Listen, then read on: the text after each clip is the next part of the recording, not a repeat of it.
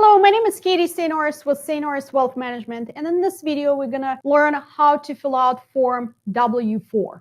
Let's get going.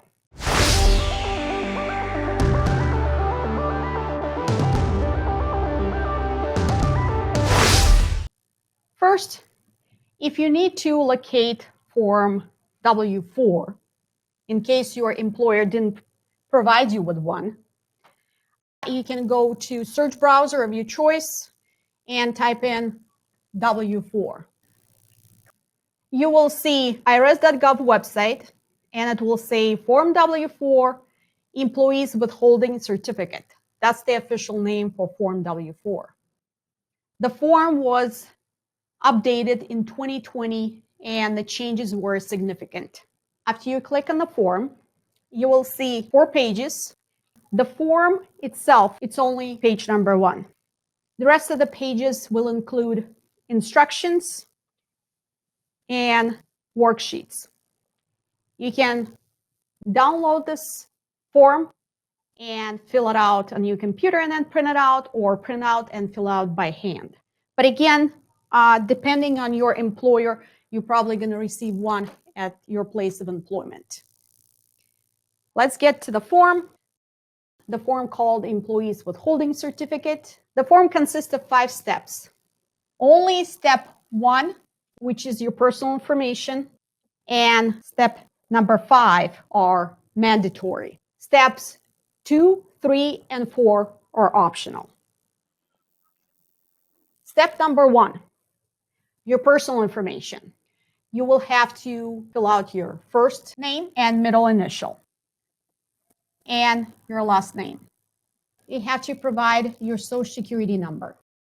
If you want to make sure that your name matches the name on Social Security card, they actually provide you with the phone number. You can call and to make sure it matches. Then you have to provide your home address, street, house number or apartment, city, state, and your zip code. In section C, you will have to pick your filing status, your tax filing status. If you don't know, you can refer to your prior tax return and check. It will be single or married filing separately, married filing jointly or qualified widower, and the third option here is head of household. In our example, we're doing married filing jointly. You have to complete steps 2 through 4 only if they apply to you. If not, you can skip to step number 5. If you skip to step number 5 and you're not going to complete steps 2 through 4, your withholding will be based on your tax filing status. Step number 2, you're going to have to fill this out if you have multiple jobs or your spouse works. In our example, we have a husband that has 1 job and a wife that has 1 job. You have 3 options. You only have to do one of the following.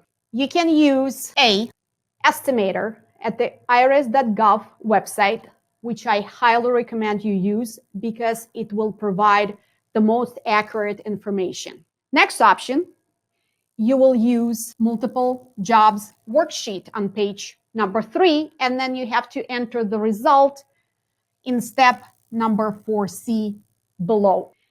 C, you can choose that when you have 2 jobs that pay similar pay.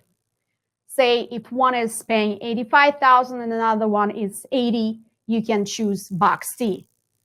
You just mark the box here. The important thing, if you choose to do that, your spouse has to pick the same option on his or her W-4.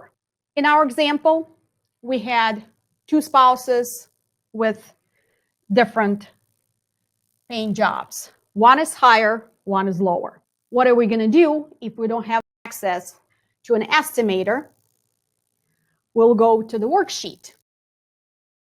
We have spouse A, which makes $80,000 a year. Okay? And we have a spouse B, which makes $50,000 a year.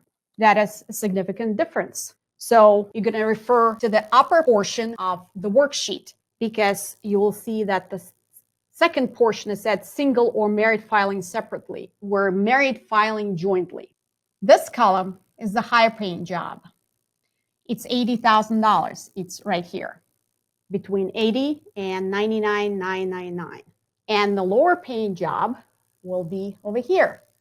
Here you go. That's our $50,000.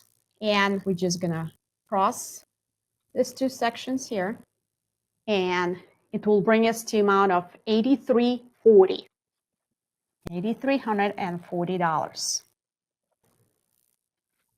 Then we're gonna go to our multiple jobs worksheet. That is your page number 3. Number 1, right here at the top, it said 2 jobs. So we take the number 8340, 8,340, and put it in here.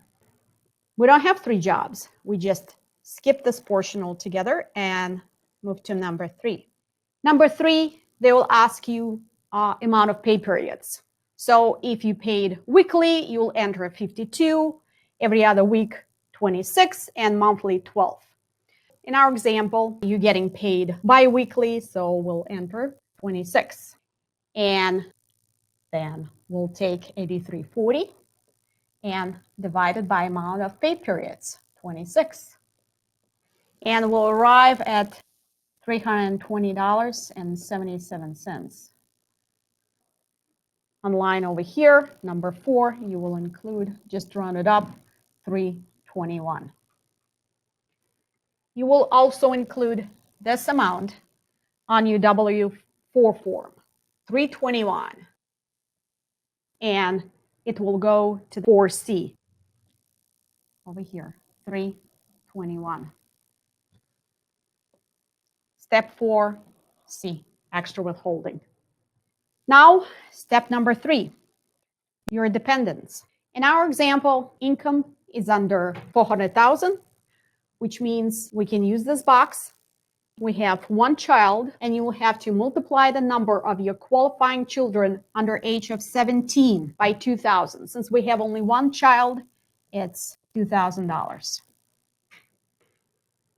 You will also have an option to claim your other dependents. Say if your elderly grandparents are living with you and you provide more than half of their support and pay for the housing, you can claim those dependents, and that number of dependents you will have to multiply by 500. We don't have any, so you can put 0 in here or nothing, and this number will go on your line 3. So $2,000 for your 1 child. Step number 4, we have other items that we have to look at. That will be other income that is not from your jobs. This will be something like interest or dividends, or maybe you're getting a statement called 1099-R, which is your retirement income. You will put that amount of income in here, not actually the tax you want to be withheld, but the whole amount. In our example, we receive every year interest of $3,000, and we'll include $3,000 in this box. B, it's your deductions.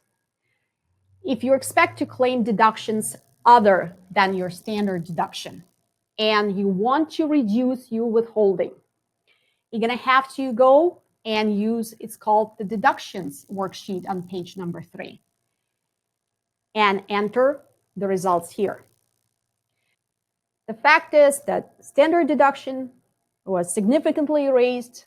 Now more often people use the standard deduction, and that 4B will just put 0.